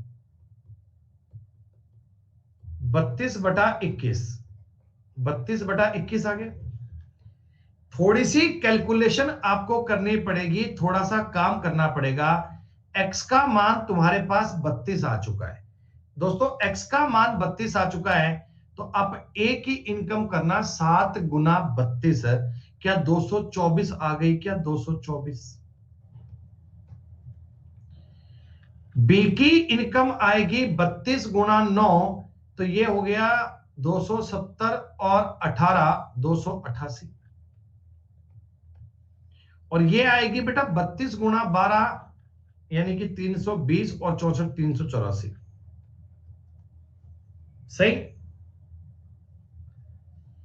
अगर मैं आपसे खर्चा पूछता हूं, खर्चा, तो खर्चा क्या है, 21 8 168, 21 निमा 189 और 15 गुणा 315 बनेगा बेटा ये। इनकम में से अगर खर्चा घटाओगे तो सेविंग बनेगी, इनकम में से खर्चा घटाओगे तो सेविंग बनेगी। 14 में से 8 गए 6, 21 में से ये बन गया 56, ये बनेगा बेटा 99 और लास्ट का आ गया 69। खत्म बात। ये जो आप सवाल कर रहे हो ना बेटा, ये एक्चुअली मेंस के लेवल के सवाल है। इस प्रकार के सवाल ऑप्शन होते हैं मेंस के लेवल में आते हैं। इस सवाल को करने का सबसे बढ़िया, सबसे शानदार यही तरीका अल्टीमेट है। इस तरीके में जितना टाइम लगेगा उससे कम टाइम किसी और तरीके में नहीं लगेगा।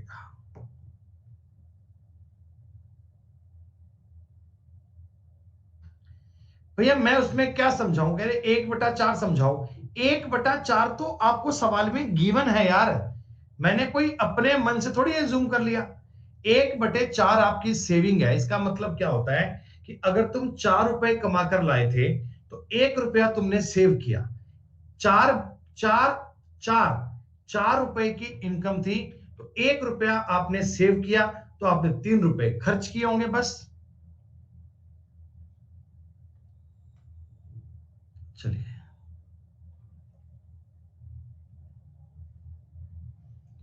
देखो ये सवाल थोड़ा और भी सिंपल है, ये थोड़ा और भी इजी है, इसमें कुछ है ही नहीं। हमको सवाल में ये कहा गया 3 लोग हैं, ए बी आई। इनकी जो इनकम है ना, इनकम, मैं इसको 5x 6x 7x मान लेता हूं। और बेटा इनकी जो सेविंग है ना, सेविंग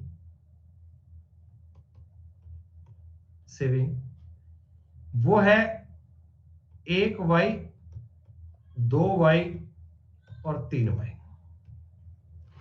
अब मेरे को एक्चुअल में x और y के मान नहीं पता, x और y के बारे में मुझे आइडिया नहीं है क्या मान आने चाहिए, लेकिन आपको क्वेश्चन में एक बात बोली है कि ए की इनकम और बी की सेविंग का अनुपात 15:4 है। दोस्तों ए की इनकम 5x और बी की सेविंग 2y, इनका जो अनुपात है ना ये 15:4 है। मैंने कुछ नहीं किया, मेरे को सवाल में साफ साफ लिख कर दिया गया था, आप केवल उस चीज को लिखना सीखो। मैं कह रहा हूं ए की तो इनकम उठाओ और बी की सेविंग उठाओ, इनका अनुपात 15:4 है। क्या तुमको यह बात सवाल में दी गई? हाँ, 5 तिया 15 और 2 दूनी 4। क्या दोस्तों x और y का मान 3:2 आ गया? क्या x और y का अर्थ 3:2 आ गया? इसका मतलब मेरे पास x की वैल्यू भी आ चुकी है, y की वैल्यू भी आ चुकी है। पूछा मुझसे क्या गया? c की इनकम। बेटा c की इनकम क्या बताओ? 21 आएगी क्या? 7 या 21। और a की सेविंग तो 2 रुपए आएगी, तो c की इनकम और a की सेविंग का रेशो आएगा 21:2। सवाल नंबर 41 42 ये जो एक जैसे ट्रेंड पे चल रहे हैं ना बेटा, देखो ये एक जैसी बात चल रही है। अभी तुम इनको अगर पहली बार पढ़ रहे हो और आपको बात समझ में आ रही होगी तो कुछ ना कुछ बातों पे आपको लग रहा होगा कि टाइम टेकिंग है, लेकिन बेटा सेकंड, अरे भैया मैंने कहा तो था कि टाइप सारा होगा, बेसिक वाला एडवांस वाला, ये टफ वाले क्वेश्चन चल रहे हैं भाई, ये टफ वाले सवाल चल रहे हैं। ये सवाल ये बताते हैं कि आपको मैथ की अंडरस्टैंडिंग कितनी है। इन शीट्स को ना एक बार करके काम नहीं चलेगा बेटा। अगर तुम एक बार शीट को कर लो और आपको लगे कि आपका रिजल्ट बढ़िया आएगा तो नहीं आएगा। मैं ये मान सकता हूं कि शीट को कम से कम भी ना आपको 4 बार तो करना चाहिए। एक बार जैसे अभी आप आज ही शाम को करना, फिर सेकेंड टाइम जब शीट को करोगे तो थोड़ा सा कम से कम लिखना, मतलब कम लिखकर ट्राई करना। थर्ड बार थोड़ा और कम लिख के ट्राई करना। चौथी बार आपको ये सवाल दिमाग में छप जाएंगे। और सबसे बढ़िया राउंड तो ये होता है, सबसे बढ़िया जैसे काम हम करते थे ना, अभी भी मैं एक काम करता हूं बेटा, जैसे मुझे कभी टाइम मिलता है ना, तो मान लो ये आपकी शीट है रेशो वाली, ये आपकी शीट रेशो वाली है, तो मैं इसको देखो लेके बैठ गया ऐसे कभी, तो मैं देखता था पहले सवाल में क्या आएगा, इसमें बी सी डी डी दिया हुआ है, ए और बी का रेशो ये बन जाएगा, बी और डी का ये, दोनों को मिला के और डी में डिवाइड करूंगा तो अनुमान बन जाएगा, तो 10 40 उत्तर आ जाएगा ए, यूं समझ रहे हो ऐसे। तो मैं इस क्वेश्चन को ना ऐसे दिमाग में सॉल्व करता हूं ऐसे, और वो जो टारगेट है, वो जो सिचुएशन वो तब बनेगी जब आप कई सारे सवाल सॉल्व करोगे, जब आप कई सारे क्वेश्चन करोगे, तब वो रिजल्ट आएगा बेहतरीन आपका। ठीक है भाई? हाँ, प्रीवियस ईयर के सवाल इतनी बार कर लिए जाएंगे कि सवाल दिमाग में छप जाएंगे। हाँ,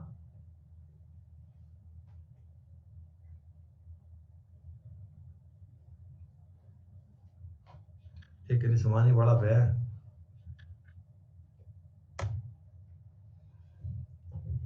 एक बार मुझे बता दो, ये सवाल करने वाले हैं या अपने आप कर लोगे इसको आप?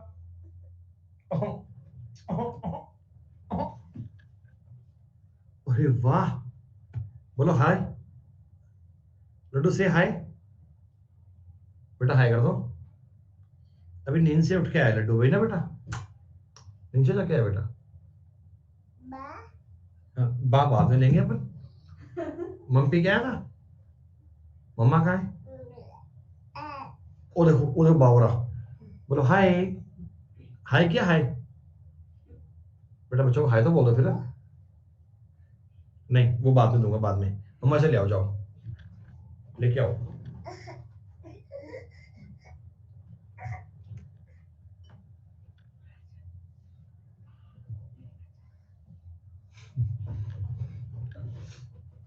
सिर्फ इतना बताओ, इस क्वेश्चन को बाद में कर लेंगे, इस सवाल को बाद में कर लेंगे आप। मतलब जिस प्रकार के मैंने आपको अभी 4-5 सवाल करवा दिए ना, ये बेटा सेम टाइप का सवाल है, सेम टाइप का। डेटा भी कोई कॉम्प्लेक्स नहीं है, बात भी कोई मुश्किल नहीं है। आप बड़े प्यार से इस सवाल को कर सकते हैं, हो जाना चाहिए। अरे क्लास का है ओवर भैया, ये सुनते हैं जरा, ध्यान दीजिएगा। अब जो लास्ट के 5 सवाल है ना, लास्ट के 5, ये थोड़े अच्छे सवाल है बेटा, ये थोड़े बेहतरीन सवाल हैं।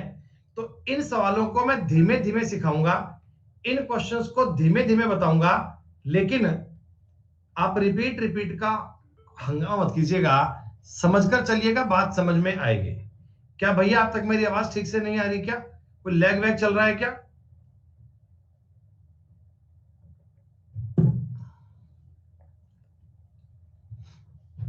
क्लियर है? ठीक है जी, ठीक है।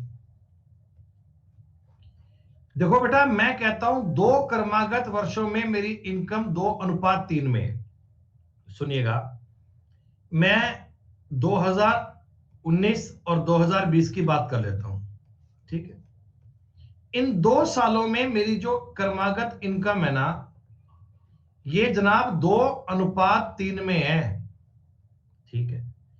और मेरा जो खर्चा है ना, खर्चा 5:9 में है, ठीक है। तो मेरी 2 सालों की सेविंग बतानी है। अच्छा, आपको क्या बताया कि दूसरे साल में मेरी आय 45,000 रुपए है। बेटा, दूसरे साल में आय 45,000 में है। आप मुझे बताओ, अगर इस 3 की वैल्यू 45,000 रुपए है, तो क्या इस 2 की वैल्यू 30,000 आएगी क्या? है भाई, उधर अगर 45 है तो 30 ही आएगा। इनकम समझ में आ गई?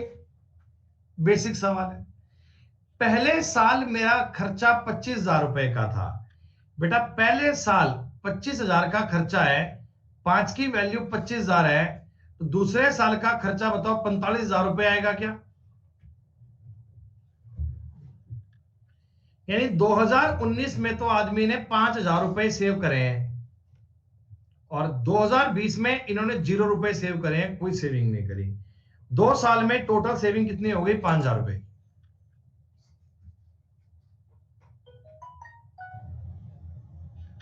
भाई 2020 में तो कमाई लोग कर ही नहीं पाए ना, जितनी कमाई उतना खर्चा, काम खत्म, 0 रुपए, नील बटे सन्नाटा। ये एक्चुअली ना तूफान के पहले आने वाली शांति थी। आगे सवाल थोड़ा बढ़िया आएगा, ये थोड़ा आसान सवाल था, सो मन में जरा सब्र रखना, कोई बात नहीं। कईयों को सवाल बहुत इजी लगा।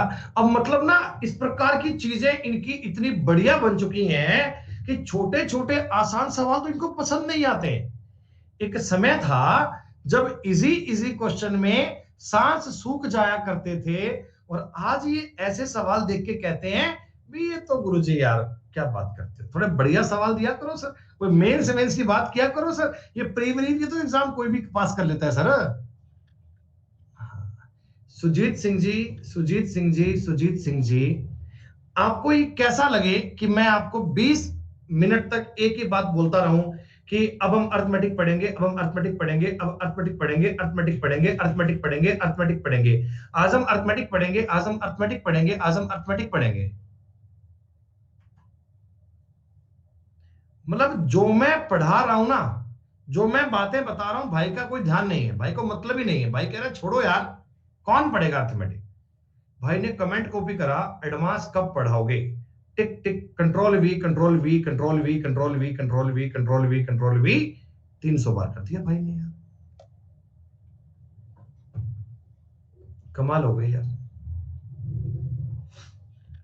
देखो बेटा, ये सवाल बहुत सिंपल है, लेकिन कई बार ना बच्चे क्वेश्चन की लैंग्वेज में ही अटक जाते हैं। 2017 के मेंस के पेपर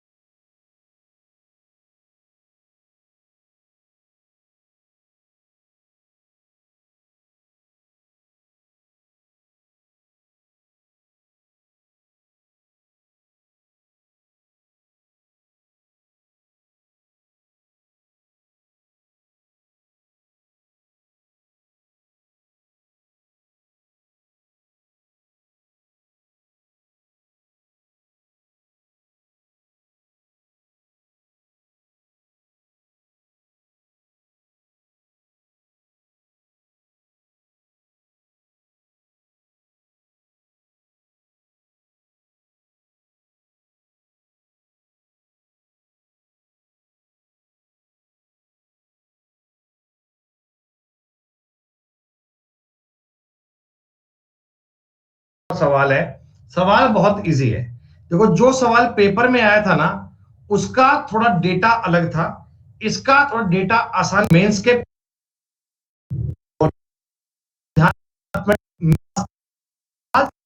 में इनकम समझ में, दूसरे साल में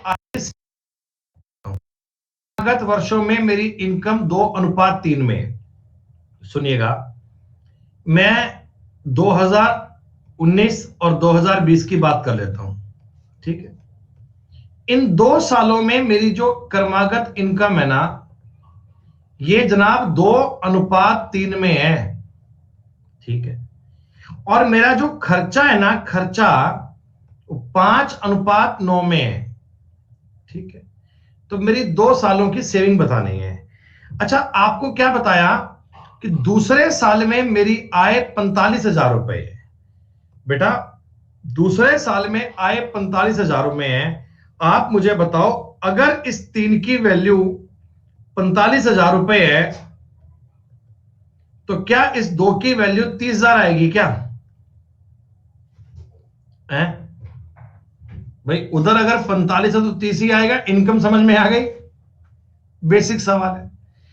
पहले साल मेरा खर्चा 25,000 रुपए का था। बेटा, पहले साल 25,000 का खर्चा है, 5 की वैल्यू 25,000 है, तो दूसरे साल का खर्चा बताओ 45,000 रुपए आएगा क्या? यानी 2019 में तो आदमी ने 5,000 रुपए सेव करे हैं, और 2020 में इन्होंने 0 रुपए सेव करे हैं, कोई सेविंग नहीं करी। 2 साल में टोटल सेविंग कितनी हो गई? 5,000 रुपए।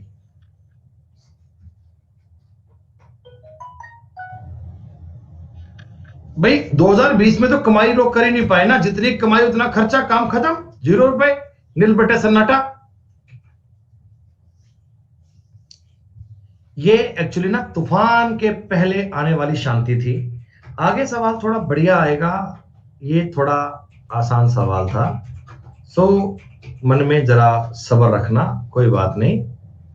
कईयों को सवाल बहुत इजी लगा। अब मतलब ना, इस प्रकार की चीजें इनकी इतनी बढ़िया बन चुकी हैं कि छोटे छोटे आसान सवाल तो इनको पसंद नहीं आते। एक समय था जब इजी इजी क्वेश्चन में सांस सूख जाया करते थे, और आज ये ऐसे सवाल देख के कहते हैं भी ये तो गुरुजी यार क्या बात करते हैं, थोड़े बढ़िया सवाल दिया करो सर, कोई मेंस की बात किया करो सर, ये प्रीलिमिनरी की तो एग्जाम कोई भी पास कर लेता है सर। सुजीत सिंह जी, सुजीत सिंह जी, सुजीत सिंह जी, आपको ये कैसा लगे कि मैं आपको 20 मिनट तक एक ही बात बोलता रहूं कि अब हम अर्थमेटिक पढ़ेंगे, अब हम अर्थमेटिक पढ़ेंगे, अब अर्थमेटिक पढ़ेंगे, अर्थमेटिक पढ़ेंगे, अर्थमेटिक पढ़ेंगे, अर्थमेटिक पढ़ेंगे, आज हम अर्थमेटिक पढ़ेंगे, आज हम अर्थमेटिक पढ़ेंगे, आज हम अर्थमेटिक पढ़ेंगे। मतलब जो मैं पढ़ा रहा हूं ना, जो मैं बातें बता रहा हूं, भाई का कोई ध्यान नहीं है, भाई को मतलब ही नहीं है, भाई कह रहा है छोड़ो यार, कौन पढ़ेगा अर्थमेटिक। भाई ने कमेंट कॉपी करा, एडवांस कब पढ़ाओगे? Tick tick, control V, control V, control V, control V, control V, control V, control V, 300 बार कर दिया भाई ने यार। कमाल हो गई यार। देखो बेटा, ये सवाल बहुत सिंपल है, लेकिन कई बार ना बच्चे क्वेश्चन की लैंग्वेज में ही अटक जाते हैं। 2017 के मेंस के पेपर का आया हुआ सवाल है, सवाल बहुत इजी है। देखो जो सवाल पेपर में आया था ना, उसका थोड़ा डेटा अलग था, इसका थोड़ा डेटा आसान किया गया। सुनो बेटा, डेटा थोड़ा उसमें अलग था, मैंने जानबूझकर इस सवाल का डेटा आसान किया ताकि ना आपको यह सवाल करने में दिक्कत नहीं आए, आप इस क्वेश्चन का कंसेप्ट समझ जाओ।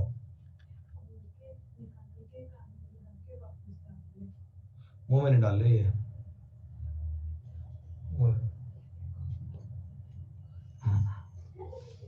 सुनो भाई, ए और बी की अंतिम वर्ष लास्ट ईयर की पर्सनल इनकम का अनुपात 12:25 है। बेटा दे दो, ए अनुपात बी, ए अनुपात बी की जो लास्ट ईयर की इनकम है ना, लास्ट ईयर इनकम है वो 12:25 है।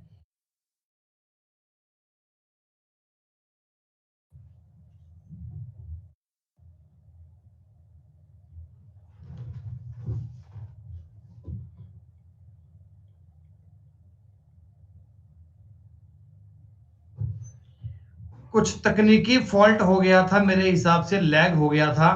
अब ये कहानी मेरे हिसाब से ठीक चल रही है ना। मैं बोर्ड को एक बार क्लीन कर लेता हूं। Let's crack it. बच्चों, एक बार आप मेरे साथ साथ इस सवाल की लैंग्वेज पढ़ना। जब तुम्हें यह सवाल लगे ना कि अब बहुत अच्छे से क्लियर है, तब मैं आगे बढ़ूंगा। देखो मैं लिख रहा हूं लास्ट ईयर इनकम। इस सवाल में दिया हुआ है, देखो सवाल में दिया हुआ है पिछले साल की इनकी इनकम का रेशो था 12 और 25। ठीक है, पिछले साल अगर ए ने 12 रुपए कमाए थे तो बी ने 25 रुपए कमाए थे। ये तुमको सवाल में दिया गया, आपने कहा हाँ गुरुजी दिया गया। आगे बढ़ते हैं। ए और बी की पर्सनल निजी अंतिम ईयर की इनकम और वर्तमान ईयर का अनुपात 4, 7 और 5 द्वारा है। देखो बेटा, अब मैं ना ए की बात करता हूं एक बार। ए का पर्सनल अपना लास्ट ईयर का और करंट ईयर इनकम CYI मान लो करंट ईयर इनकम। ए का पिछले साल का और इस साल का अनुपात है वो 4:7 है। बच्चों इस चीज का मतलब क्या हुआ, इस बात का मतलब क्या हुआ बताओ भाई। क्या इसका मतलब ये हो गया क्या कि ए ने पिछले साल अगर 4 रुपए कमाए थे तो अब की बार 7 रुपए कमाए। पिछले साल अगर ए ने 4 रुपए कमाए थे तो अब की बार ए ने 7 रुपए कमाए हैं। ठीक है, वैसे ही तुमको बी का बताया गया, वैसे तुमको बी का बताया गया कि पिछले साल अगर बी ने 5 रुपए कमाए थे तो अब की बार 2 रुपए कमाए। ये इनका अनुपात है लास्ट ईयर का और करंट ईयर का। यहां तक की बात में कोई दिक्कत किसी को? कोई दिक्कत नहीं। अब मुझे सवाल में बताया गया इन दोनों की वर्तमान आय का योग इतना है। अब बच्चों वर्तमान आय का योग दिया हुआ है तो मेरे को करंट ईयर का रेशो चाहिए, करंट ईयर इनकम का। अगर मुझे करंट ईयर इनकम का रेशो मिल जाए तो फिर तो मैं डिवाइड कर ही सकता हूं ना। भी मेरे को दोनों की वर्तमान आय का टोटल पता है। कोई आदमी रेशो बता जाए, बूढ़ी अम्मा कान में आके रेशो बता जाए, फिर तो डिवाइड करने में कोई हर्ज ही नहीं है। आओ रेशो चेक करते। बेटा एक बात बताओ, पिछले साल ए ने अगर 4 रुपए कमाए थे तो अब की बार 7 रुपए कमाए थे क्या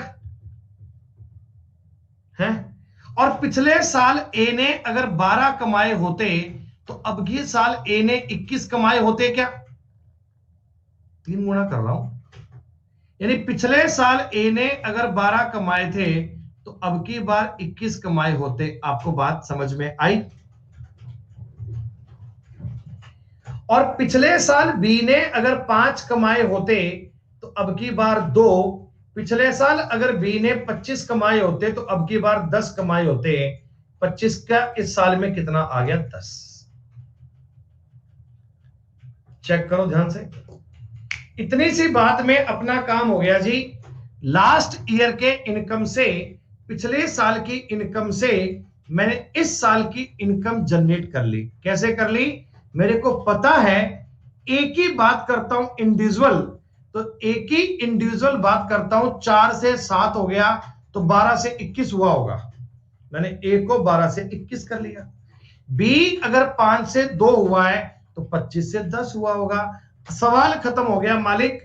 ए और बी का करंट ईयर का इनकम का रेशो आ गया 21:10।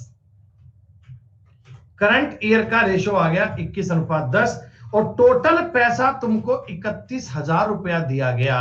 तो क्या तुम डायरेक्टली अब ये बोलने की स्थिति में आ चुके हो क्या कि सर ये रुपया 21,000 और ये रुपया 10,000 आएगा?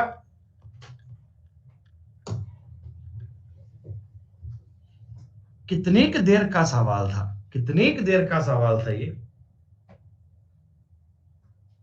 भैया। ये अलग अलग क्यों था? ये अलग अलग क्यों था? ये अलग अलग क्यों था? ये तो ए का लास्ट ईयर का और करंट ईयर का है ना, बी का लास्ट ईयर का और करंट ईयर का है। तो मैंने क्या किया, लास्ट ईयर से करंट ईयर की इनकम निकाल ली और जब करंट ईयर की इनकम आ गई तो मेरा सवाल सॉल्व हो गया। बताओ डेटा क्या था? ओरिजिनल डेटा ही बेटा, ओरिजिनल दिया है ना। दोनों की वर्तमान आय का योग 31,000 रुपए है। दोनों की वर्तमान इनकम, करंट इनकम का टोटल 31,000 रुपए है। नहीं समझ में आया तो एक सवाल और देखो, एक सवाल और देखो, तुम्हें और समझ में आएगा। चिंता मत करना, किसी बात पे कष्ट मत करना, एक बार ये सवाल समझो, तुम्हें समझ में आएगा, डेफिनेटली आएगा। चलते जाओ। पिछले साल की ए और बी की इनकम का अनुपात 4:3 था। बच्चों लास्ट देखो ए और बी है, जरा बात समझते रहना आप। लास्ट ईयर इनकम LYI का अनुपात है 4:3। ये बीच में लिखो मत, पहले मेरी बात समझो, रुक जाओ एक बार। इसका मतलब क्या है? ए ने अगर 4 रुपए कमाए हैं ना, तो बी 3 रुपए कमा रहा होगा। क्या ये बात देख पा रहे हो? ए अगर 4 रुपए कमा रहा है तो बी 3 रुपए कमा रहा हो। कब? Last year, last year. ठीक है, अब मैं चलता हूं जी निजी रूप से ए पर। पहले आप जरा ए की चर्चा कर लो अच्छे से। पिछले वर्ष का और इस साल का अनुपात देखो, ए की बात करता हूं, लास्ट ईयर की और करंट ईयर की। ठीक है, ए ने पिछले साल का और इस साल का अनुपात है 3:4। बच्चों एक बात बताओ, इसका मतलब क्या हुआ? ए ने पिछले साल 3 कमाए थे, तो अब की साल 4 कमाया है क्या? है? तो ए ने पिछले साल अगर 1 कमाया होता, तो अब की साल 4/3 कमाया होता क्या?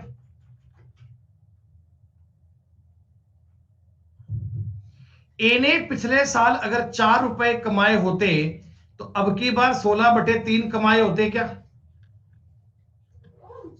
ये मेरे को ए की करंट ईयर की इनकम मिल गई, ये मेरे को ए की करंट ईयर की इनकम मिल गई, मिल गई। बी का पिछले साल का और इस साल का अनुपात है, बी का पिछले साल का और इस साल का अनुपात है 5:6। लेकिन पिछले साल भी तो बी की इनकम 3 थी, तो क्या इस एक का मतलब 6/5 और 3 का मतलब 18/5 आएगा क्या?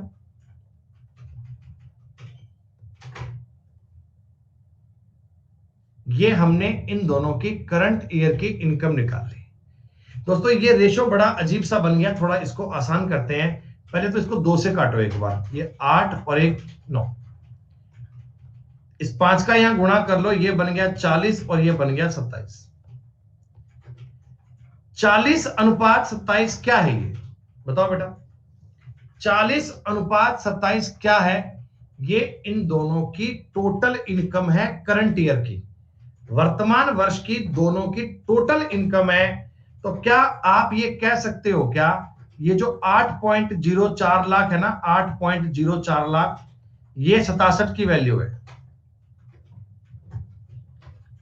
ये 67 की वैल्यू है। और हमसे पूछा गया बी की पिछले साल की, तो पिछले साल की डायरेक्ट इनकम नहीं आ सकती, पहले आप ज्ञात करोगे पिछले साल की इनकम के लिए करंट ईयर की 27। ये तो बनेगा करंट ईयर की इनकम, ये तो बनेगी करंट ईयर की इनकम। और बेटा करंट ईयर की इनकम मिलेगी तो लास्ट ईयर की इसका 3/4 है क्या? पता है ना, सॉरी 5/6 है ना, 5/6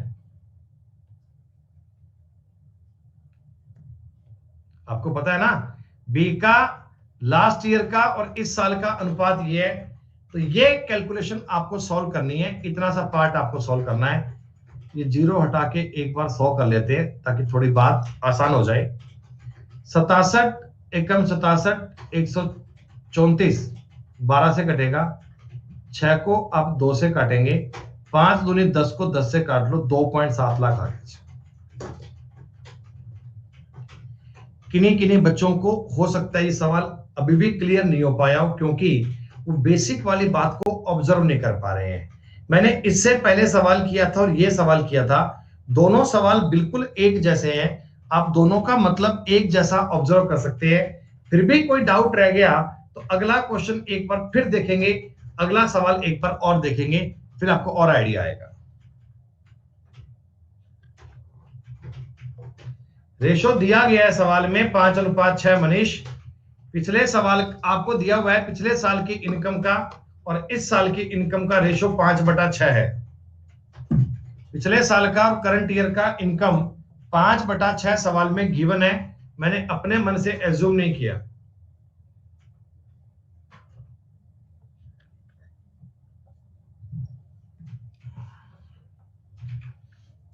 ईमानदारी से वो बच्चे बताओ जो इस सवाल को, जो इस टॉपिक को स्टार्टिंग से पढ़ते आ रहे हो, उनको बताओ समझ में आया क्या।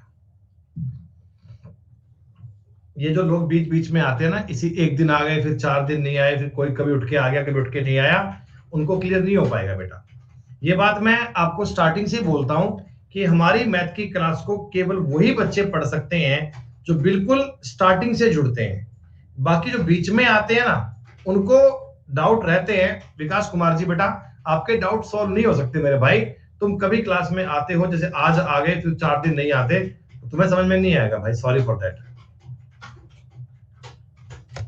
आपकी हाजिरी पूरी है तो आपके कंसेप्ट भी पूरे हैं। एक बार आप मेरे सवाल को ध्यान से समझें, आपको कोई जल्दबाजी करने की आवश्यकता नहीं है। मैं तुम्हें 1 सेकंड में यह सवाल करके सिखाऊंगा कि पेपर में तुम्हारा काम कितने फास्ट चलेगा, यह समझना। ये LYIB मुझे लिखना पड़ता है आपके कारण। 3, 4, 5। क्या बच्चों ये इनकी लास्ट ईयर की इनकम का रेशो है क्या? अब देखो जी, मेरे लिखने की बात नहीं है, तुम ये समझ लो कि ए का पिछले साल का और इस साल का अनुपात 4:5 है। 4:5 है। इसका मतलब ए ने अगर पिछले साल में 4 रुपए कमाए थे तो इस साल में 5 रुपए कमाए, इसका मतलब यही है क्या? ए ने अगर पिछले साल में 4 रुपए कमाए थे तो अब की बार 5 कमाए। तो इसको मैं ये भी कह सकता हूं ना, अगर 1 कमाया तो इसने 5/4 कमाए।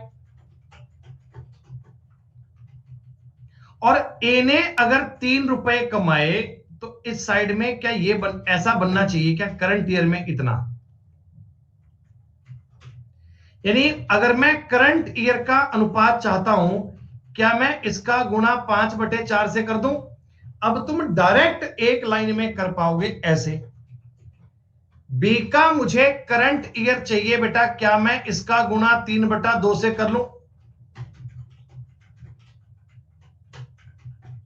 और सी का मुझे करंट ईयर का चाहिए, क्या इसका गुणा 4/3 से कर लूं क्या? सारे बच्चे बताओ, एक लाइन में ऐसे कर पाओगे क्या? मेंस का सवाल है भाई साहब, लेकिन आप पूरा मत लिखना, वो तो मैं आपको एक्सप्लेन कर रहा था, इसलिए मैंने इतने स्टेप लिए थे। आपको केवल पेपर में इतना काम करना है भाई। मैं फिर से इसे देखो मिटा रहा हूं, तो मैं बता रहा हूं कि अगर मैं तुम्हारी जगह पेपर में होता तो मैं इस सवाल को कैसे करता। मैं ऐसे करता, मैं ABC को 3, 4, 5 लिखता। आपने कहा जी ठीक है, हम भी ये काम करते। फिर मैं कहूंगा 3 का गुणा करूंगा 5/4 से करंट के लिए, इसका गुणा करूंगा 3/2 से, और इसका गुणा करूंगा 4/3 से। खत्म बात। 4, 2, 3 इनका मुझे सॉल्यूशन करना है। इनका एलसीएम कितना आ गया सर? इनका एलसीएम आ गया 12। 12 का मतलब ये 3 बार कटेगा, 9, 5, 45।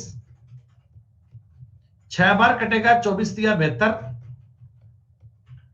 4 बार कटेगा, 20, 4, 80। क्या ये रेशो बनना चाहिए? आपने कहा जी हाँ हाँ हाँ। उनकी टोटल वर्तमान इनकम दी गई है 98,500।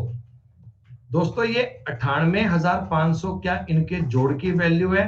7, 4, 197 की वैल्यू है। तो बी और सी की टोटल इनकम 152 की वैल्यू पूछी गई है दोस्तों। पूरा पूरा 5 से कटेगा 500, 76,000 आपके सवाल का उत्तर आ गया। किस एंगल से सवाल टाइम टेकिंग का था? बिल्कुल भी नहीं था। देखो पहली बार में तुम्हारे कुछ कंसेप्ट अधूरे रह गए, सेकंड टाइम में थोड़ा सा और अच्छा क्लियर हो गया। इसलिए मैं बोलता हूं क्लास को कम से कम भी आप 2 बार पक्का देखना।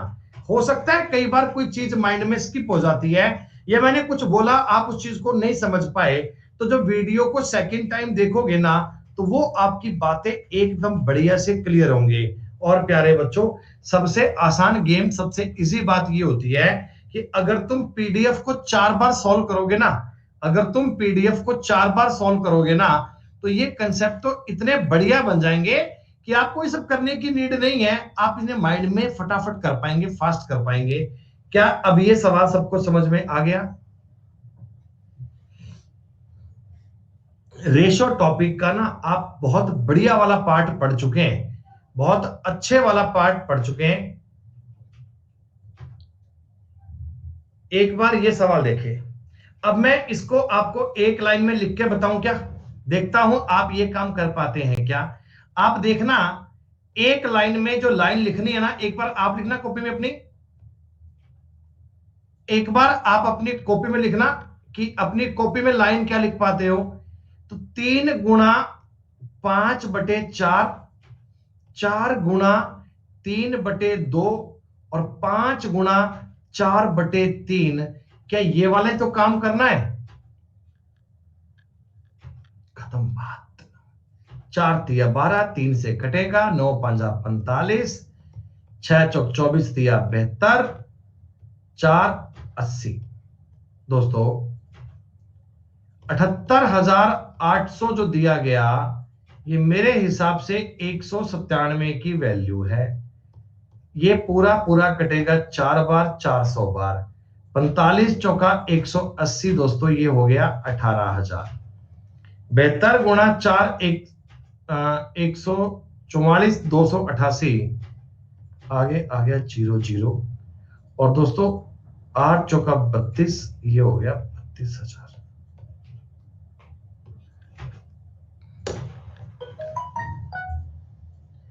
अंक गणित काफी आसान सब्जेक्ट है, अर्थमेटिक कभी आसान विषय है। आपको इस प्रकार के सवाल करने में कोई दिक्कत नहीं आ रही।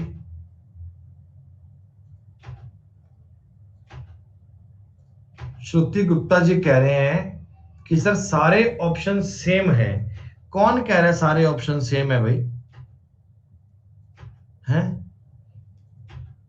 आप एक बार जरा आंखें तो खोलो, जरा आंखें तो खोलो। इसमें 28,800 था, इसमें 800 नहीं है, इसमें 18,800 दे रखा है, और इसमें 800 कहीं भी नहीं है। बताओ यार, ये भी गजब बात है। बच्चों शीट आपकी 4 हो चुकी है पूरी।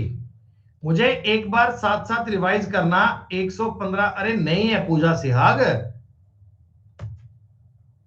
115 शीट नंबर 1 में किए थे, शीट नंबर 2 में सवाल कितने किए थे? 25। शीट नंबर 3 में सवाल किए थे आपने 62, और शीट नंबर 4 में आपको सवाल करवा दिए गए 50। 1 2 4 10 5 15 का 250 से ऊपर क्वेश्चन हो चुके हैं जी। और ध्यान दीजिएगा, ये ओरिजिनल सवाल चल रहे हैं रेशो वाले। अभी तुम्हारी रेशो की 2 शीट और बाकी हैं। रेशो की एक शीट तो वो आएगी जिसमें आपको हम सवाल करवाएंगे केवल कॉइन वाले। आपने किसी एग्जाम में सवाल देखे होंगे ना कि एक शीट में, एक बॉक्स में 10 पैसे, 20 पैसे, 50 पैसे के सिक्के हैं, वो इतने क्वांटिटी में है या इतनी वैल्यू में है, क्या है वो कॉइन का पूरा कंसेप्ट क्या होता है वो करेंगे। और उसके बाद में भाई साहब एक आएगी रेशो की अल्टीमेट वाली शीट, जिसमें सवाल बनते हैं मिसलेनियस कैटेगरी के। और ये मिसलेनियस कैटेगरी के सवाल जो होते हैं ना, ये आपका पूरा टॉपिक एक साथ कंप्लीट करवा देंगे। ये सारी जानकारियां आपकी एक साथ कंप्लीट करवा देंगे। प्रतीक चौहान जी, कल की क्लास के बाद में आपका कोई का सवाल कभी गलत हो जाए, ऐसा कभी हो नहीं सकता। कॉइन वाले सवाल भी आएंगे बेटा। कॉइन वाले सवालों में तो 2 ही कंसेप्ट हैं। हम आपको केवल 20-25 क्वेश्चन करवाएंगे, उसके बाद कोई इनका सवाल कभी गलत नहीं होगा। और सबसे इंपॉर्टेंट कहानी क्या होती है, मिसलेनियस कैटेगरी के सवाल करना। आपने कभी सवाल पढ़े होंगे, ड्राई फ्रूट वाले सवाल आते हैं, कुछ लैंड और वाटर वाले सवाल भी आते हैं। ये जो पूरा कंसेप्ट है ना भाई साहब, ये सारा निचुड़ के सारा कंसेप्ट बनकर ये एक लास्ट शीट में आ जाएगा, शीट नंबर 6 में। ये आपका शीट नंबर 6 में आ जाएगा, शीट नंबर 6। तो रेशो की टोटल आपको मिलेंगी 6 शीट। 4 हम पूरी करवा चुके हैं, 2 शीट आपकी और बाकी आएंगी। 6 शीट को अगर आपने पूरा कंप्लीट कर लिया, 6 शीट को आपने सारा सवाल समझ लिया, तो आप जीवन में कभी रेशो में कभी गलती नहीं कर सकते। ऐसा हम आपको बता चुके हैं, ऐसा हम पहले बता चुके हैं। ठीक है बच्चों, तो मैं उम्मीद करता हूं कि सेशन आज का आपके लिए यूजफुल रहा होगा। लास्ट में आप लाइक का बटन जरूर दबाइएगा अगर तुम्हें ये कंसेप्ट समझ में आए तो। अभी लाइक मत करो, जब क्लास कंप्लीट करते हैं तो आपसे पूछते हैं डू यू लाइक सेशन और नॉट, वहां पर आप कर सकते हैं बेटा जरूर। हर एक प्रकार का सवाल, हर एक प्रकार की बात आप वहां पूरी कर सकते हैं। ठीक है बच्चों, तो आज के लिए इतना ही, फिर मिलते हैं शाम को 6 बजे। Find missing number topic class आएगी बच्चों। तब तक के लिए शुक्रिया, नमस्कार बच्चों, जय हिंद, जय भारत, ध्यान रखिए अपना।